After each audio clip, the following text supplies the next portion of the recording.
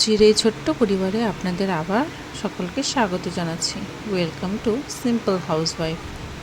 আজকের দিনটি কিন্তু আমার জন্য খুবই একটা বিশেষতম দিন, কারণ আজ আমার ছোট্ট সোনা, আমাদের সবার ভুতুন 1 বছরে পা দিতে চলেছে।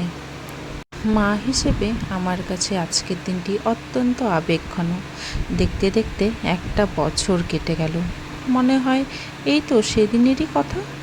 ঠিক 1 বছর আগে আজকের দিনে ভুতুন যখন প্রথম আমার কোল আলো করে এসেছিল, তখন মা হিসাবে আমার জীবনে সম্পূর্ণ পূর্ণতা পেয়েছিল। এই 1 বছর ভুতুন আমাদের পুরো ঘরটাকে আনন্দে ভাসিয়ে রেখেছে। ওর প্রথম হাসা, আদো আদো আওয়াজ করা আর গুটি গুটি পায়ে এগোনোর চেষ্টা, সব কিছুই আমাদের জীবনের সেরা মুহূর্ত। তবে এই আনন্দের জার্নিটা কিন্তু আমার বড় ছেলে ছাড়া একদমই অসম্পূর্ণ থাকতো, আর আমার মেয়ে ছাড়াও। ভুতুন আসার পর থেকে আমার বড় ছেলে আর আমার মেয়ে রাতারাতি কতটা বড় আর দায়িত্বশীল হয়ে উঠেছে তা আমি প্রতিদিন দেখি।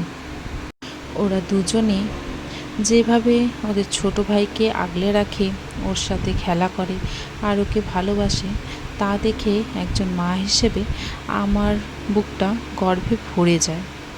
আমার 2 ছেলে আর মেয়ে একসাথে হাসতে দেখাটাই এখন আমার পৃথিবীর সবচেয়ে বড় সুখ। ভুতুন আসার পর আমাদের পরিবারের আনন্দ দ্বিগুণ হয়ে গেছে। 2 ছেলে আর মেয়েকে সামলানোর মাঝে মাঝে কষ্টের হলেও দিনের শেষে ওদের নিষ্পাপ মুখগুলো দেখলে আমার সব ক্লান্তি দূর হয়ে যায়। ভুতুন আজ হয়তো আমাদের এই কথাগুলো বুঝতে পারছে না, কিন্তু বড় হয়ে ও যখন জানবে যে ওর প্রথম জন্মদিনে আমরা সবাই কতটা আনন্দ করেছিলাম, ও নিশ্চয়ই খুব খুশি হবে। আপনারা সবাই আমাদের পরিবারের মানুষ, আমাদের অত্যন্ত আপন। তাই আপনাদেরই বলছি, আজ আমার এই ভুতুনের ছোট্ট জন্মদিনটাতে সকলে অনেক অনেক আশীর্বাদ করবেন। ও যেন খুব ভালো হয়, খুব বড় হয়, জীবনে যেন একটা ভালো মানুষ হয়ে উঠতে পারে। তাই আপনাদের আশীর্বাদ একান্ত কাম্য রইল। আর ঈশ্বরের কাছেও প্রার্থনা করি আমার 3 সন্তান যেন সারা জীবন এভাবে একে অপরের পাশে থাকে, সুস্থ থাকে এবং ভালো মানুষ হয়ে ওঠে। ভুতুনের এই প্রথম জন্মদিনে আমিও 4 লাইন একটি ছোট্ট কবিতা বলতে চাই। দিদির আদর আর বড় ভাইয়ের ভালোবাসা, 3 সন্তানকে নিয়েই আমার বেঁচে থাকার আশা। ছোট্ট ভুতুনের আজ প্রথম জন্মদিনের ক্ষণ, ভাই বোনের হাত ধরে ভিডিওগুলি কেমন লাগছে আমার ছেলে মেয়ের কমেন্ট বক্সে অবশ্যই জানাবে। আর সকলকে তো বলেই রেখেছি, সাবস্ক্রাইব করতে কিন্তু একদম ভুলবে না। যেহেতু লাইক লাগবে, মিষ্টি টক করেছিলাম একটু, পটলের দেখতে দেখতে কেটে গেল। এরপরে আমার বড় ছেলেরও জন্মদিন আসছে। সত্যি বলতে 1 বছর কেটে গেল। আমার মনে হয় এই তো সেদিনেরই কথা। তদারকি গত 1 বছর যে কিভাবে কেটেছিল বেশ ক্লান্ত হয়ে পড়েছিলাম। রাজ্যে কিন্তু যখনই এই ছোট বাচ্চাদের চোখে ধরা, আবার বিশেষ করে ভুতুনের এই নিঃশেষ সব কষ্ট ভুলে যাওয়া আমার দিকে তাকাই সেরা স্মৃতি হয়ে থাকে। তবে আমার এই আনন্দের জার্নিটা কিন্তু নিমেষে উধাও হয়ে যায়। ওর বড় একজন মায়ের কাছে ছাড়া সন্তানের একদম অসম্পূর্ণ থাকে। বড় আর কোনো ক্লান্তি দূর করার 3 সন্তানকে একা হাতে সামলানো জানা নেই। আমার পক্ষে অসম্ভব হতো যদি না ওরা আমাকে সাহায্য করত। ভুতুন আসার পর থেকে ওরা রাতারাতি কতটা দায়িত্বশীল হয়ে উঠেছে তা আমি প্রতিদিনই দেখছি। নিজেরা ছোট হওয়ার সত্ত্বেও ওরা যেভাবে ওদের ছোট ভাইকে আগলে রাখে, কান্নার সময় ভোলানোর চেষ্টা করে, ইভেন আমার বড় মেয়ে তো ওর পটিও পরিষ্কার করে আর ওকে চোখে চোখে রাখে। তা দেখে একজন মা হিসেবে আমার বুকটা তো সত্যিই গর্বে ভরে যায়, তাই না? আমার 3 সন্তান যখন একসাথে হাসে বা নিজের মধ্যে মিষ্টি খুনসুটি করে, সেটাই আমার পৃথিবীর সবচেয়ে বড় সুখ। ওদের সাহায্য ছাড়া সাহায্য না করলে হয়তো আমি একা এতটা পথ এগোতেই পরিবারের সকলকেও অনেক অনেক ধন্যবাদ আমাকে এতটা সাহায্য করার জন্য, এতটা পথ এগিয়ে নিয়ে যাওয়ার জন্য। বিশেষত আমার হাজব্যান্ডকে, ও যদি সাহায্য না করতো হয়তো আমি এতটা পথ এগোতেই পারতাম না। ডিসিশন আমি একা নিলেও ও আমার সাথে সব সময় থেকেছে। একজন স্বামী বলি ডিসিশন বা একজন বাবাই বলি না কেন, সে সত্যি আমাদের হাত কখনো ছেড়ে দেয়নি। হাজারো আর শত কষ্টের মাঝেও ও আমাদের হাত কিন্তু শক্ত করে ধরে রেখেছে। আর সত্যিই তো, বাবার হাত যদি বাবা না ধরে কত বেশি অনেক বড় হয়ে ওঠে।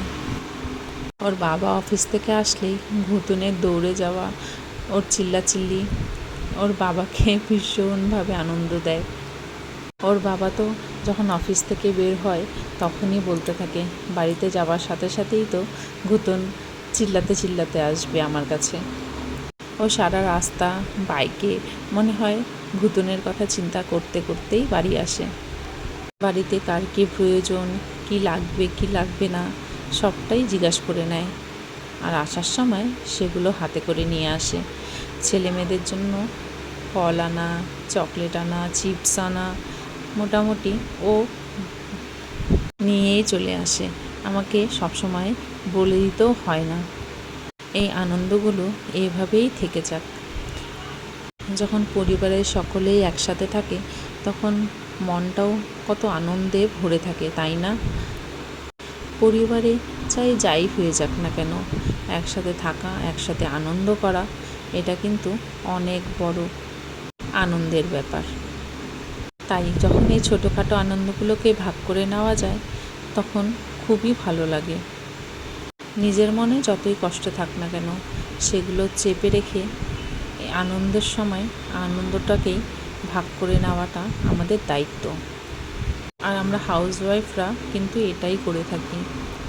কিন্তু হ্যাঁ, বেশি কষ্ট চেপে রাখাও কিন্তু ভালো নয়। যাদের খুব বেশি অসুবিধে হচ্ছে বা প্রবলেম হচ্ছে, কাউকে কিছু বলতে পারছো না, তারা কিন্তু অবশ্যই নিজের মা বাবার সাথে ডিসিশন করে নেবে, জিজ্ঞাসা করে নেবে, তাদের সাথে কথা বলবে। যতক্ষণ না মন খুলে মা বাবার সাথে কথা বলছো ততক্ষণ কিন্তু মনে একটা ভয় বাসা বেঁধেই থাকবে।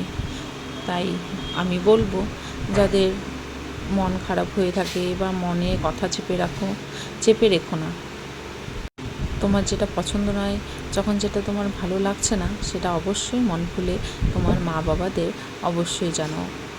যদি মা বাবার সাথেও ডিসকাস করতে না পারছো তাহলে তোমার কাছের প্রিয়জন বা তোমার ভাই বোন তাদের সাথে ডিসকাস করতে পারো।